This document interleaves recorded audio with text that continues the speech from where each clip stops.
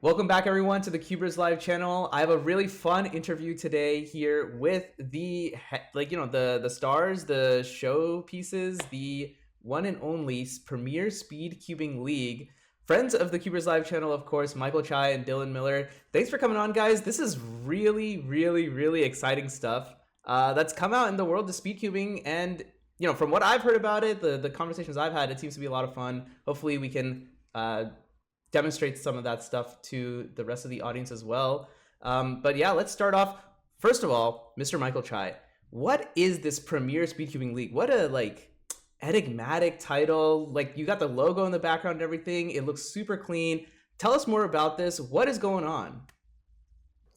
Okay, so the Premier Speedcubing League is a project that I have been collaborating with someone who presented a really fun idea, and the idea was premised on the concept of catering to high-level elite speedcubing.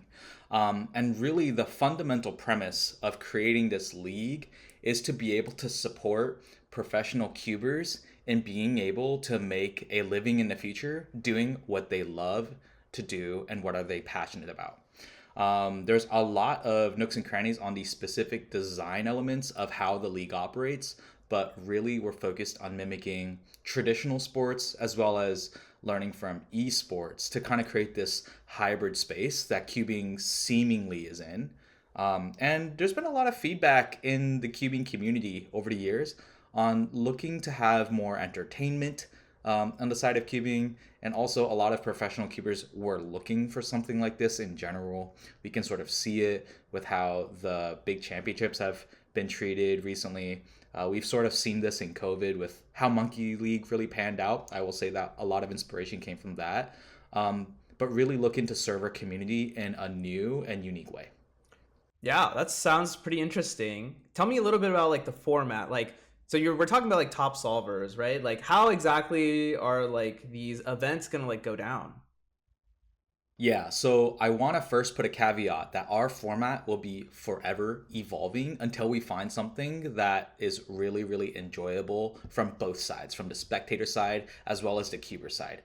We're not going to be stuck in our ways and trying to make something work if it's clearly not working. What we're going to start off with is we're going to have an open registration for 64 contestants where you can compete in a 64-person double elimination bracket. We will be going from best 3 out of 5 first to one set and expanding on that for multiple sets throughout the bracket process as you advance. So for example, we'll probably do some changes of requiring more sets to win when you're top 32 all the way to top 8.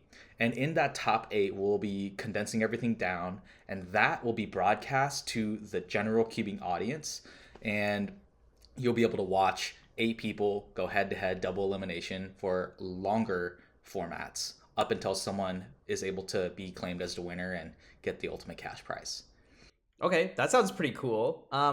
One thing I think is interesting, and it's something that I personally agree with, but I think it might be interesting for the viewers as well. Why a first two format? Why not something like the average of 5? The average of 5 is tested and true, and that's what we use in competition right now. So why this new way of ranking or deciding a winner? Yeah, I'll answer the question on two kind of points. So the first one is sets, right? So why are we expanding on sets first and foremost? I think sets will become more and more important as cubers become closer and closer in skill cap, which is clearly what is happening.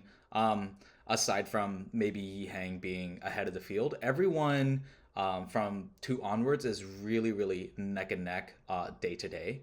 And that's what the general audience sees. So when we do sets, we're able to really give cubers an opportunity to pause, reflect, and see if there's a game plan that they want to implement, right? We want to provide that opportunity to reset if there's a bad scenario and see if they come back stronger than ever. And I think it also creates a lot of hype for the audience watching. Of course, in a 64-person bracket, it would be extremely unlikely for that extension to be useful. So that's why we're going to start at the first to one set. As far as Okay. yeah, as far as why it's best 3 out of 5 right now, best 3 out of 5, 5 solves are what people are generally comfortable with, and that's what we're starting. we are going to investigate what it looks like for best 4 out of 7, best 5 out of 9. That's not something that we're going to be closed-minded to. So that's something that I was referring to when we are talking about expansion.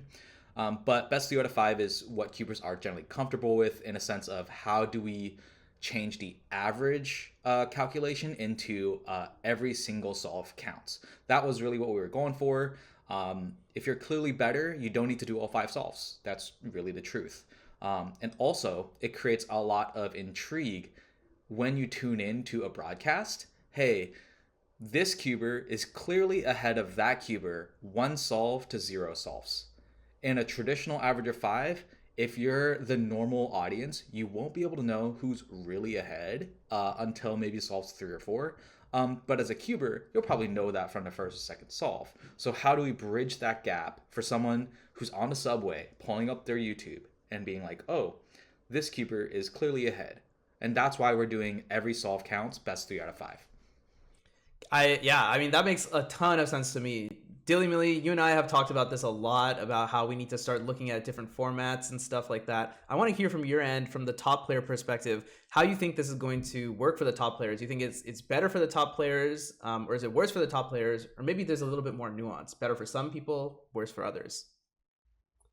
Yeah, I think there's definitely nuance to it. It's going to be good for some and maybe more detrimental to others. I think it really benefits the people who are able to perform under a lot of pressure. I think you can kind of get some pressure off of you in the average format if you start well, or maybe if you like already count a bad solve. Some people take that as, there's less pressure on them, or maybe there's more. Just depends how you interpret it. I think ultimately, though, the people who have a very competitive mindset, we've talked a little bit about how cubing is like pretty wholesome and is, generally like there's some trash talk, I guess, but not really. It's very much like a friendly community, and I think this puts more of a cutthroat nature. It's more like me versus you instead of me versus me, and it's impossible to just be like, well, I want to get my best times possible. It's no, I want to go out there and I want to beat this guy, and that's your entire mindset going in. And that's a really different thing compared to everything else.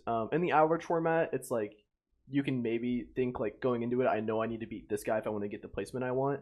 But now it's very much so like it's do or die. If I'm knocked out of here, my chances of going forward are a lot worse. So I think it brings into like the game plan aspect. It's like, okay, well, if I know I have a match against this person, where am I looking for them to maybe falter? Do I expect them to be more inconsistent than I am? And then that brings a bunch of other like game plan stuff as well. Like, do I choose to turn slower against somebody because I know my TPS on average is better than them? Do I take more risk, less risks, et cetera, et cetera? I think it brings a whole new aspect to the top level of solving that we never really saw previously. And I think it just builds in more hype, right? And there's been a lot of discussions of like, who's better between this guy and this guy? And instead of asking, you just get to watch it happen live. So I think that's the real draw of this. Yeah, I mean, that sounds pretty fun. Pretty fun. One other thing is, let's talk like prizes. Like, why should anyone show up and compete to this? Like, is it even going to be worth their money to show up to one of these competitions? I'll go ahead and answer that question. Long story short is yes. And the reason being is because this is probably the biggest opportunity that cubers have had in general in terms of consistent opportunity for cash prizes. We're starting off our local events with $1,000 cash prizes that will be distributed amongst our top 6 winners. So first place will see $500, and we're going to distribute the rest so that we have a little bit of inclusivity. But honestly, that's not where we stop. $1,000 was a number that we picked that we thought would be welcomed by the community, but also, of course, we're being strategic, right? But our ultimate goal is to have way more. And I think this is a really good opportunity to see, hey, with less events, can we potentially provide more to the cubers that have really done a tremendous service growing our sport? And I wanted to also loop real quickly back to what Dylan was mentioning in terms of how the community will react to this in terms of being very wholesome versus very cutthroat.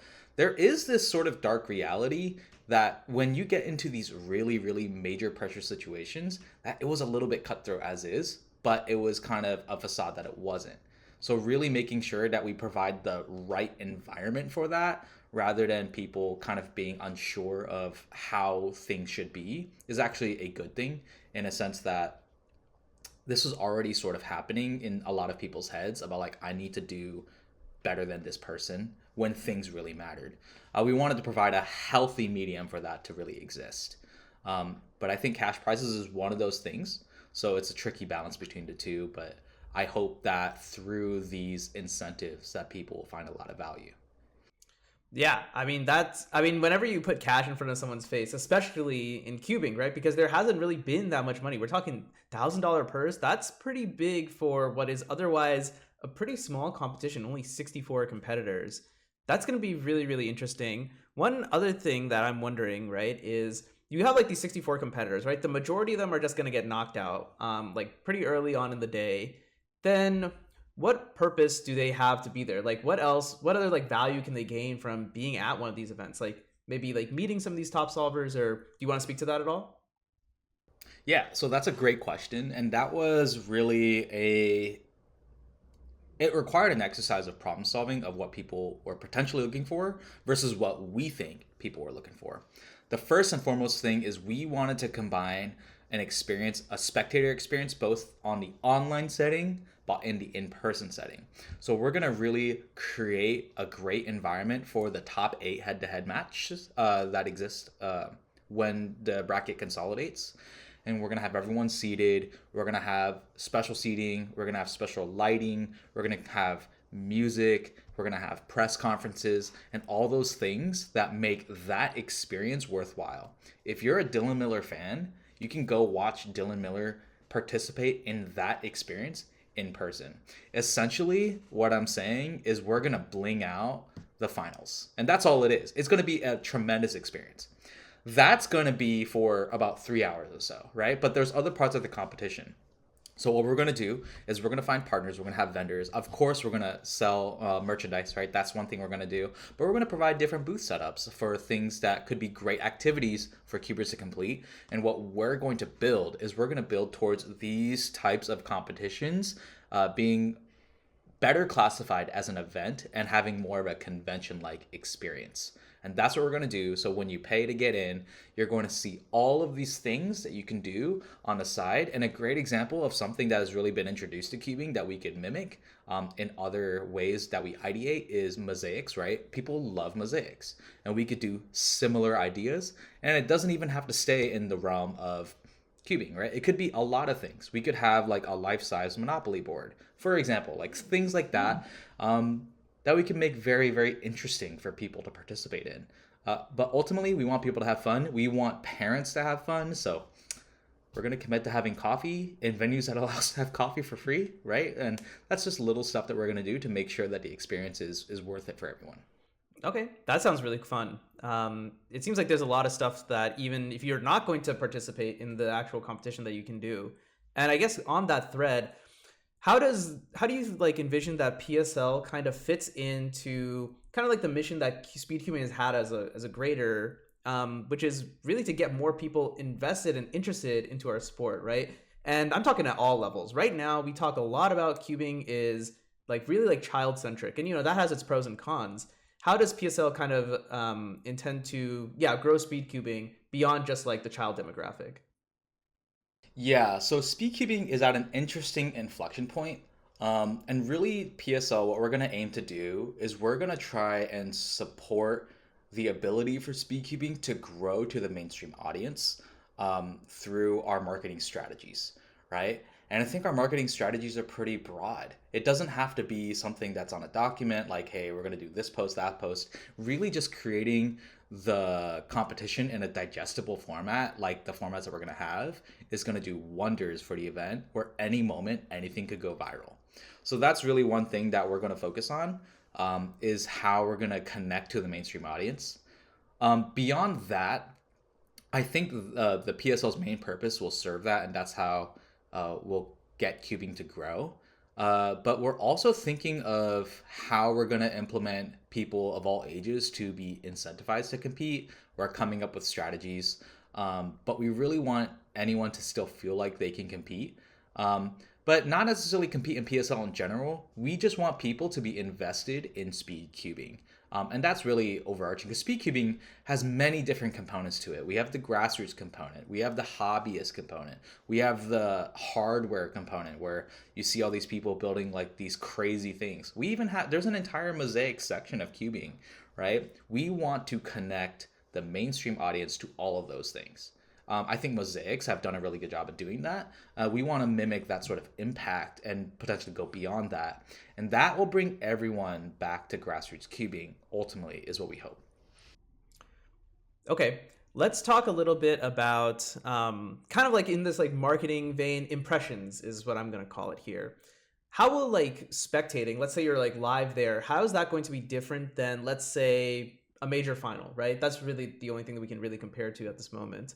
Yeah, so how is like spectating a PSL event going to be different than watching, let's say, I don't know, Megaminx at Worlds Finals?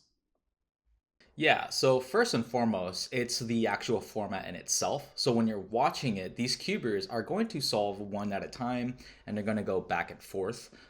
There are similar formats that you can sort of reference that have been done in the past. And our job is to how do we do that better, right? And that's going to be the first and foremost thing. Make it entertaining. And really, we're going to, like I said, bling out the event. We're going to make it feel really grandiose. We're going to make you feel like you don't want to miss it in person. If you're in the area for one of these rare events, then you have to come. You have to see it live. But how do we make people feel like that's something they want to go in person to see? Is we want to make the broadcast the best possible experience as well. So the way that I like to phrase it is, hey, Saturday night cubing for 7 to 10 p.m., check out the Premier Speedcubing League, right? Now, no one really wants to watch a stream that goes all day. I mean, all respect to people that do, don't get me wrong. But personally for me, I can't watch a stream from 9 a.m. to 6 p.m. for 2 days straight, right? That's just not something I'm interested in. But a digestible format that's been scheduled out for you when you're at home, hey, I'll go watch it, just like any other sports game or esports thing that you're interested in. And that experience is something that we're going to cater to. So we're going to implement stopgaps. We're going to implement timeouts. We're going to implement, sideline interviews. And those are all things that will be stream specific that you'll be able to see in person. But the in-person element is the grandiose component and the broadcast component is the technical component, right? It's all going to be a concert and everyone is orchestrating it together, essentially. You actually completely answered the next question I was going to ask, which was going to be about the live stream, because it seems like, yeah, that as someone who's invested a lot in like live streams and thinks that they are like the future, is definitely a way to like drive impressions and, if anything, clips and stuff like that. And with that, I actually kind of want to ask Dilly Millie, with all of these lights on, right? It's going to be very similar to a major finals, but perhaps with like different pressure and stuff. How do you think that like affects like the brand image of like top cubers, knowing that like if you're in that final eight, there's like an expectation to perform? I feel there's already that expectation at the current format, right? Like if people talk about who's going to win worlds going into it, and there's already plenty of expectations on who they think the top three is going to be. Think Yihang. I mean, I think everyone has some expectations placed upon him, and I think at a greater scale, there's expectations already placed on everybody. I think it's more so the fact that you just see the results more tangibly, and sometimes like it could just make for a lot more hype. Like if you have two people who you have very high expectations for, and then one of them's gonna get knocked out, right? That's and then it's just like a battle. Like I said before, like who's really the better cuber when it comes down to it. Of course, it's not always like you win one match, you're the best forever. You'll probably meet them again later and even the score potentially. But I think even at least for my mental, I think it puts a lot more pressure on being present and making sure that I'm solving well at that moment. There's not that much pressure on like the higher tier of cubers at the major finals because round one you expect that you're gonna make it even if you completely throw. But if you're going in against this top eight, then your competitor is going to be dialed in. They're going to be someone who's much more comparable to your speed. And if you don't solve well, then you might get an upset, right? Think like it's kind of like March Madness, or in a way where it's like it's double elim, so it's a little bit different. But yeah, it's just if you're the higher seed, maybe you feel pressure to beat the person who is expected to lose against you, and then maybe if you're the lower seed, you have a chip on your shoulder and you're really trying to take them down. So I think it just makes it more hype overall. I think it just makes it a lot more competitive, and even for the non-cubing spectators, I think that's the real interesting part of it is the format. We talked about All Stars a little bit, um, you and me, but it's a little bit different than All Stars because even if you don't know anything about cubing, you don't need a barometer of like what is a good solve, what is a bad solve. You just need to know that this guy solved it faster than this guy, and he cooked them. That's all you need to know. You like when the crowd reacts, that's all. That's all you know if it was cool or not. But that's really what it comes down to: is he beat this guy and he's moving on. That's all that matters. No, I think you're absolutely right. Yeah. One thing I'm curious about is how do you think this like will affect like brand images, right? Because there are some cubers right now who show up really often, right? And there are like all rounders, let's say, and stuff like that. But PSL is a 3x3 only event. The other thing is there's like going to be a lot more eyes, right? Like especially if we're talking about marketing to non-cubers. I mean, non-cubers are the majority of the people in this world. Spoiler alert. So how do you think that like what kind of opportunities do you think that presents, but also like what kind of risks do you think that presents? Yeah, I think there's a perception of some people to be very clutch, and I think there's a perception of some people to not be very clutch. And I think maybe you can push that agenda of yourself forward if you show up in those moments when you need to, and then if you don't, then maybe the perception around you changes a little bit. In the same way, like Michael talked about, there's going to be the post-game interviews or the press conferences or the sideline interviews, and I think you just get to see more of the top level cubers' personalities. We've talked about this as well. You need to just get the personality of the solvers out there. It gives you someone to get attached to, and I think we're really at a stage where you can like be a fan of somebody, right? Like there are Luke Greiser fans, there are Maddie fans, there are Kyle fans, Luke Garrett fans. Like there are people who like this is their favorite cuber and they will ride or die for them. They will check in for all their matches, and I think that's what's really going to be super cool. If we get to see more of these people's personalities, and if we get more super hype moments, think like Greiser Sol 5 at NAC, like that was a really hype moment, and that got him a lot of traction, and a lot of people became fans of him afterwards. And so I think if we just get more stuff like that, which the stream is going to do, then I think it markets cubing very well to the non-cubers. People might get attached to somebody if they see one moment of them. Like when I was at All Stars Mall of America, I had Simi Sol 5. I left immediately after that, went to go get lunch, and then I had two non-cubers be like, man, that was super sick. They'd never seen cubing before. They'd never had any experience of that. But just that moment of themselves, they thought it was super sick, and like that was insane for me. So I think it'll be a great opportunity for people to push their brands, and I think as well along with the prize money and just the eyes on it, it's going to enable more people to become full-time cubers or just stay at the top level for longer.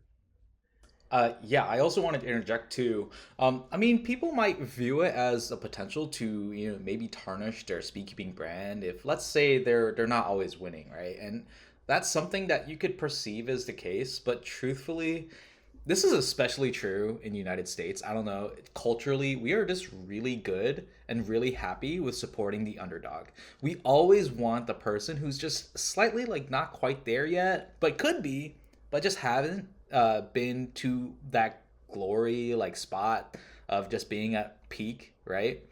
That's what we love to root for. Generally speaking, I could be completely off base here, but I feel like generally that's true. I think in the cubing space, that's true as well. We love a great underdog story. So in fact, right, it's cliche to say, that you can't really succeed unless you fail. This gives you the opportunity to fail, reset, recalibrate, and see how you can come back better. That's a life skill, right? You're not always going to win. So how do you deal with those losses? And that's going to be something that I think people will learn in the PSL too. I mean, these things are really important, especially for like young adults, right? Because at some point, cubing is like we want to turn cubing into a career, sure. Like there's like a lot of talk about that too. But at the end of the day, once you're done being a professional cuber, you probably need to go find another job. So yeah, that makes perfect sense to me. How we can like kind of support the next generation in that way as well. I want to move topics a little bit. I want to talk a little bit about basically about like sponsors, marketing, and that kind of stuff. The things that we've described so far, this is going to be a big budget. Every single event is going to be a pretty big budget. how does the PSL plan to be sustainable, or is it just going to be like a flame and that just like fizzles out in the end? Hmm. That's a great question. What I will say is sustainability is my approach with the Premier Speedkeeping League. It's a trade secret. You'll have to find Ooh, out. That's okay. what I like to call proprietary information for success.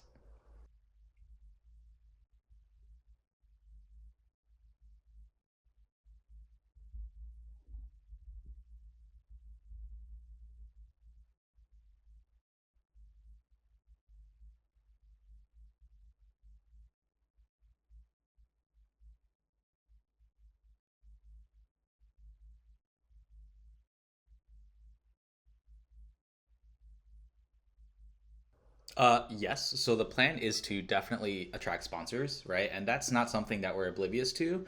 But our game plan to how we're going to uh, provide sponsorship opportunities to organizations that are interested is giving them a great product, right? Like at the end of the day, like we could make this grandiose plan of how we're going to partner with every single person available. But if we're a defunct organization internally, we don't think that sponsors are going to stick with us in the long run, right? We want to give them a reason to believe in us.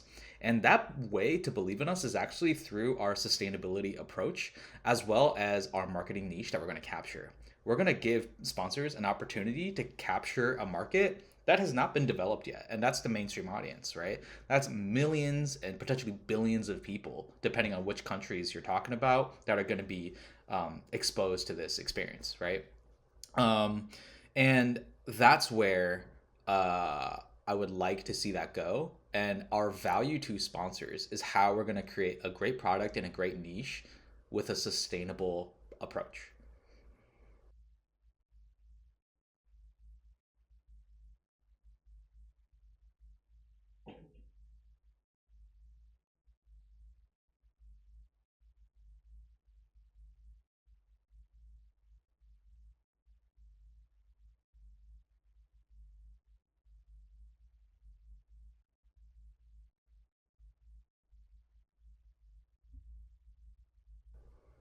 Hmm. I don't know. Dylan, you want to go first or should I? Um, for me, the, the I knew about the PSL before I made my decision to become a full time cuber.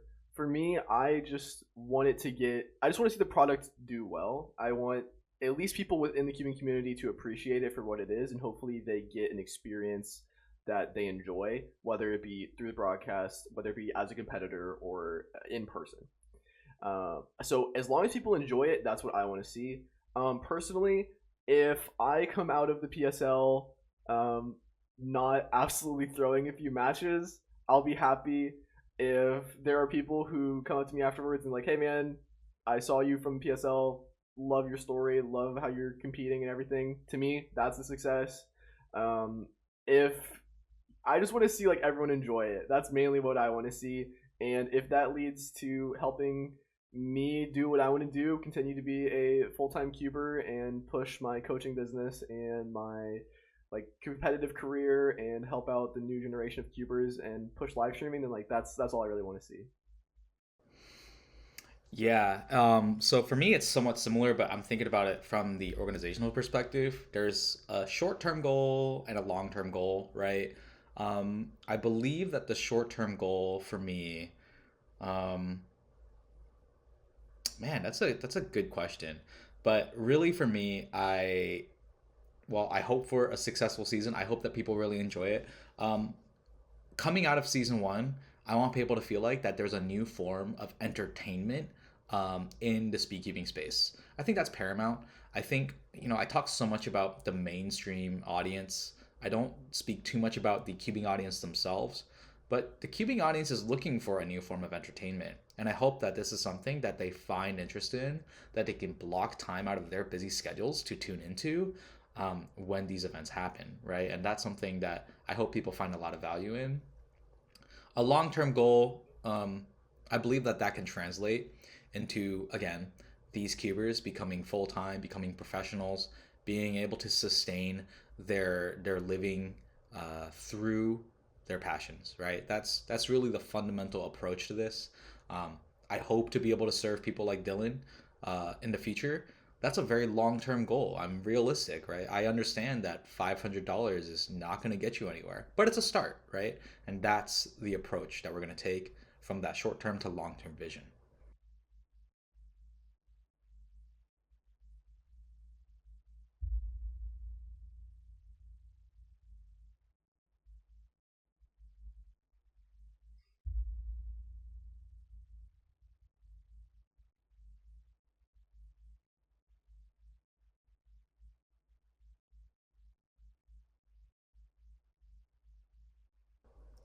I think it's a combination of demand and capability, right?